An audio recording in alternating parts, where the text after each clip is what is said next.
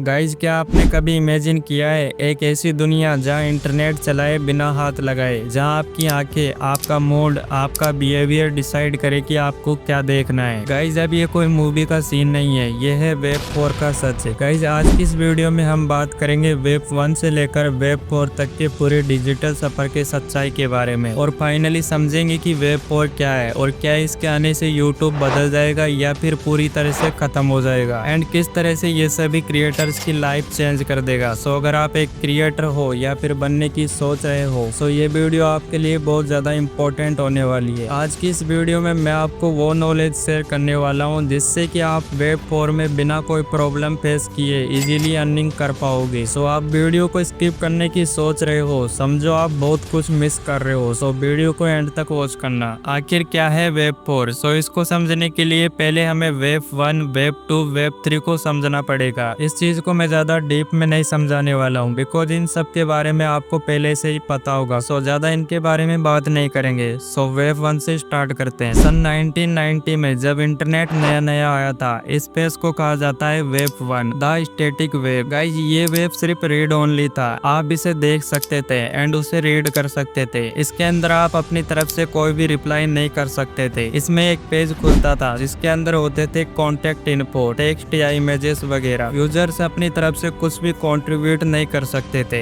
एक तरह से समझो कि वेब 1 एक अखबार जैसा था, ओनली जस्ट रीड। अब इसके बाद सन 2004 में शुरुआत होती है वेब 2 की, द सोशल वेब। अब यहीं से शुरू होती है हमारी कंटेंट क्रिएशन की जिंदगी की। अब आप सिर्फ पढ़ नहीं रहे थे बल्कि कंटेंट क्रिएट भी कर रहे थे। यूट्यूब, फेसबुक, इंस्टाग्राम, स्नैपचैट जैसे सभी कंटेंट क्रिएशन ऐप की शुरुआत भी यहीं से होती है। यहाँ लोगों ने कंटेंट बनाना सीखा, एंड ये सिर्फ रीड ओनली नहीं था। यहाँ पर आप कंटेंट क्रिएट कर सकते हो, उसे अपलोड कर सकते हो एंड उससे पैसे भी कमा सकते हो। अभी आप लोग जिस वेब में वर्क कर रहे हो वो यही है। अब इंटरनेट सिर्फ इंफॉर्मेशन का सोर्स नहीं था, ये एक कम्युनिटी बन गया। अब आप यहाँ पोस्ट कर सकते हो, वीडियो अपलोड कर सकते हो, लाइक कर सकते हो, कमेंट कर सकते हो। लेकिन इस वेब में जो प्रॉब्लम्स है, क्रिएटर्स के पास फ्रीडम नहीं है। सब डेटा सेंट्रल सर्विसेज के पास होता है, जैसे यूट्यूब, फेसबुक, गूगल जैसे कंपनीज के पास। यहाँ आपका डेटा, आपकी आइडेंटिटी सब कुछ कंट्रोलेड है। जैसे आप अपनी वीडियो यूट्यूब पर अपलोड करते हो, तो उसका कंट्रोल यूट्यूब के हाथ में होता है। यहाँ तक कि आपकी वीडियोस में जो एड्स रन करते हैं, उनमें से यूट्यूब आपको सिर्फ 55% ही देता है और बाकी का 45% वो खुद रख लेता है। बट अब ऐसा नहीं होगा, क्योंकि अब आ रहा है web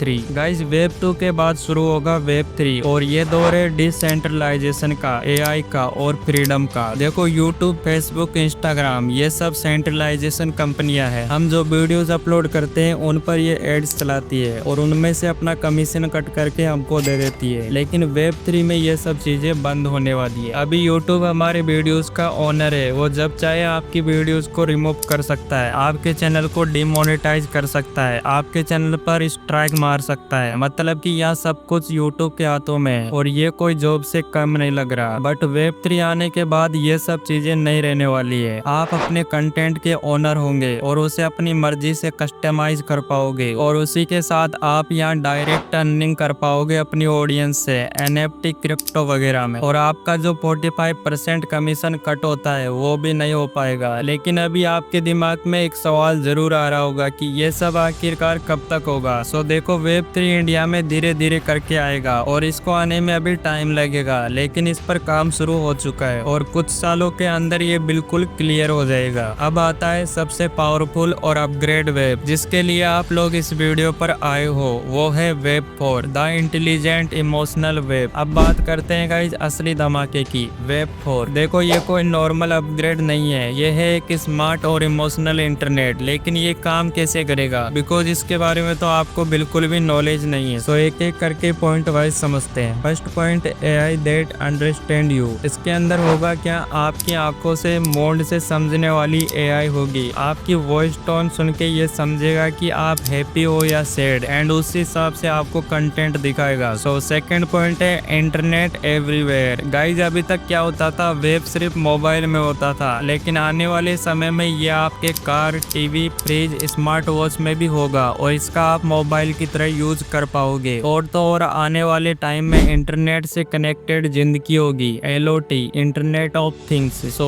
third point is augmented augmented reality and virtual reality. अभी के टाइम में आप लोग कोई वीडियोस वॉच करते हो तो उसको सिंपल तरीके से वॉच करते हो, लेकिन फ्यूचर में आप वीडियो नहीं देख रहे होंगे बल्कि आप लोग वीडियो के अंदर ही घुस जाओगे। अब भले ही ये बात सुनने में आपको कहानी लग रही है, लेकिन यही सच्चाई है। तो बढ़ते हैं फोर्थ पॉइंट की तरफ, जो है हाइपर पर्सनलाइज एक्सपीरियंस। देखो अभी के टाइम में क्या होता है, आपको जो देखना होता है वो आप खुद से प्रेडिक्ट करते हो, लेकिन आने वाले टाइम में ऐसा नहीं होगा। आपको जो देखना है वो एआई खुद प्रेडिक्ट करेगा एंड हर यूजर्स के लिए एक यूनिक इंटरनेट होगा। So next point is emotion sensing system. इसके अंदर क्या होगा, वेब आपके इमोशन से कनेक्टेड होगा। एग्जाम्पल, अगर आपको बहुत तेज गुस्सा आ रहा है सो एआई आपको क्लेमिंग कंटेंट सजेस्ट करेगा। सो बढ़ते हैं हमारे लास्ट पॉइंट की तरफ, जो है सेल्फ अवेयर एआई असिस्टेंट। अभी के टाइम में अगर आप गूगल असिस्टेंट को कोई क्वेश्चन करोगे सो वो उसका जवाब देगा, बट फ्यूचर में सीरी, एलेक्सा जैसे टूल सिर्फ जवाब नहीं देंगे, वो आपकी थिंकिंग को प्रेडिक्ट करेंगे और फ्यूचर में हो सकता है आपका डिजिटल असिस्टेंट आपकी जगह डिसीजन भी ले। गाइज अगर फ्यूचर में वेब 4 आता है तो ये सभी चेंजेस आपको देखने को मिलेंगे, लेकिन आपके दिमाग में अभी भी कुछ क्वेश्चंस होंगे। अगर वेब 4 आ भी जाता है तो उसका यूट्यूब पर क्या इम्पैक्ट पड़ने वाला है, क्या यूट्यूब अपग्रेड होगा या हमेशा के लिए खत्म हो जाएगा। गाइज अब एक तरफ से देखा जाए तो यूट्यूब गूगल का प्रोडक्ट है जो कि अभी तक हर नए वेब के साथ एडप्ट करता आया है। वेब 1 के अंदर ये सिर्फ वीडियोस देखने के लिए था और वेब 2 के आने पर इसमें कंटेंट बनना शुरू हो गए, और जब वेब 3 आएगा तो इसके अंदर NFT,